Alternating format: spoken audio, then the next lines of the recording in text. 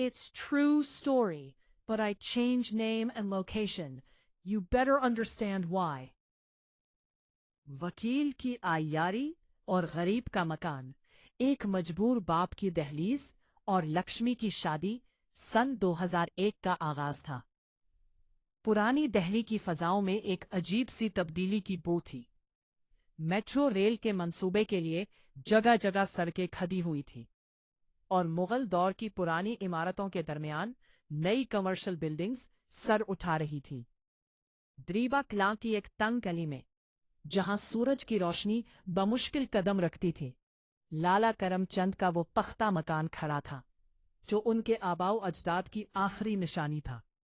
लाला करमचंद एक सादा लोह सफेद रेश इंसान थे जिनकी पूरी जिंदगी मिठाई की एक छोटी सी दुकान के गिर्द घूमती थी। उनकी कुल कायनात उनकी बेटी लक्ष्मी थी। लक्ष्मी की शादी एक खाते पीते घराने में तय हो गई। खुशी तो बहुत थी, लेकिन लड़के वालों की फरमाइशों की तहरिस्त ने लाला जी के पांव तले से जमीन निकाल दी। उन्हें शादी के इखराजात के लिए फौरी तौर पर 25 लाख रुपए की जरूरत थी। वो रात भर अपनी छत पर टहलते रहे। ये मकान ही मेरी आखिरी उम्मीद है, उन्होंने सोचा। उस वक्त दिल्ली में प्रॉपर्टी के रेट बढ़ रहे थे और उनका ये मकान, जो मेन रोड से कुछ ही फासले पर था, एक कीमती असासा बन चुका था।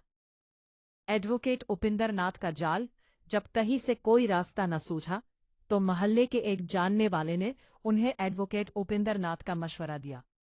उपिंदर नाथ कचहरी का वो खिलाड़ी था जिसे लोग काला कोट वाला शिकारी कहते थे। वो कानून की बारीकियों से ज्यादा इंसानी मजबूरियों को भांपने में माहिर था। लाला जी जब उसके चेंबर पहुंचे तो उपिंदर ने बड़ी आयारी से मुस्कुराते हुए चाय का कप उनकी तरफ बढ़ाया।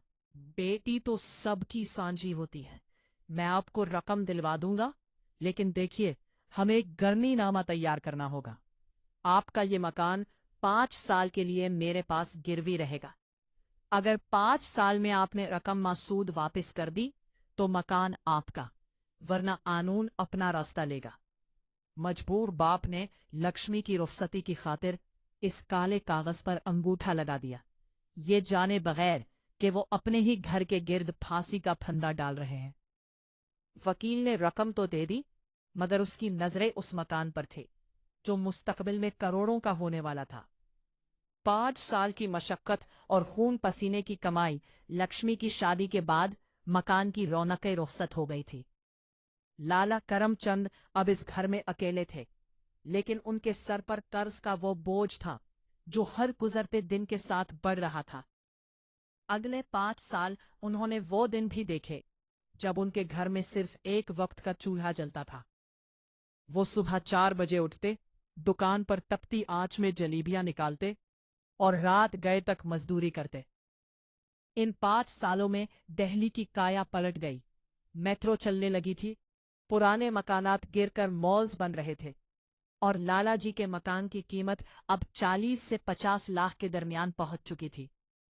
उपिंदर नाथ की नजरें रोजाना इस गली से गुजरते हुए उस मकान पर पड़ती और उसका लालच बढ़ता जाता।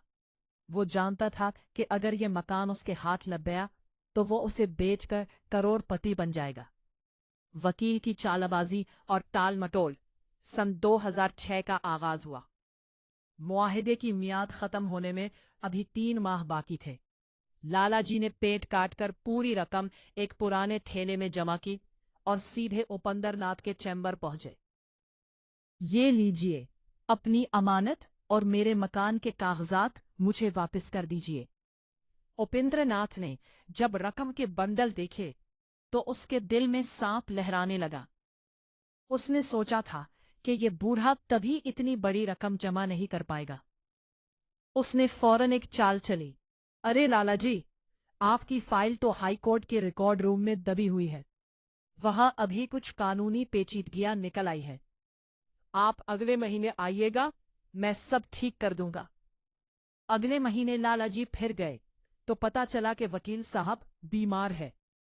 उसके बाद कभी हड़ताल का बहाना हुआ तो कभी वकील साहब का शहर से बाहर होना। लाला जी रोज कचहरी के चक्कर काटते, मगर हर बार उन्हें एक नया झूठ सुनने को मिलता। इसी तरह टाल मटोल करते करते वो 5 साल की कानूनी मियाद खत्म हो गई।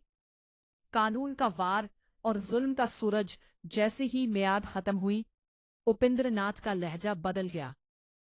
उसने खुद लाला जी को बुलाया और सर्द लहजे में कहा, करमचंद, मुआहिदे की मुद्दत कल खत्म हो चुकी है। कानून के मुताबिक तुमने वक्त पर अदायगी नहीं की। अब ये घर कानूनी तौर पर मेरा हो चुका है। तुमने मेरी रकम इतने अरसे तक इस्तेमाल की, अब ये जायदाद मेरी है। लाला जी के हलक से एक चीख निकल गई, मैं तो 3 महीनों से आपके पीछे घूम रहा हूं। आपने खुद मुझे टाला। ये रही आपकी रकम, इसे अभी संभाले। वकील ने मेज पर एक नया चेक पटखा और धौंस जमाते हुए बोला, देखो, मैं बड़ा रहमदिल आदमी हूं। अब इस मकान की कीमत बहुत बढ़ चुकी है। मैं तुम्हें 10 लाख रुपए मजीद देता हूं। तुम बस इस पर साइन कर दो कि तुमने घर मुझे बेच दिया है, वरना याद रखो, मैं वकील हूं। तुम्हारी नस्लें कचहरी की खाक छानेंगी, पर घर वापस नहीं मिलेगा। इंसाफ का कत्ल और इबरतनाक अंजाम। लाला करमचंद ने दहली की हर अदालत का दरवाजा खटखटाया, मगर उपेंद्र नाथ ने अपनी ताकत और असर व रसूख के जोर पर उन्हें हर जगह डिफॉल्टर साबित कर दिया। वकील ने कानून के सुराखों को इस तरह इस्तेमाल किया कि सच्चाई दम तोड़ दे। लाला जी अपने ही घर की दहलीज पर बैठकर रोते रहे, जहां से उन्हें जबरदस्ती बेदखल कर दिया गया। इखलाकी पैगाम, ताकत और कानून का गलत इस्तेमाल इंसान को दुनिया में तो शायद जायदाद दिला दे, लेकिन वो ज़मीर का सुकून हमेशा के लिए छीन लेता है।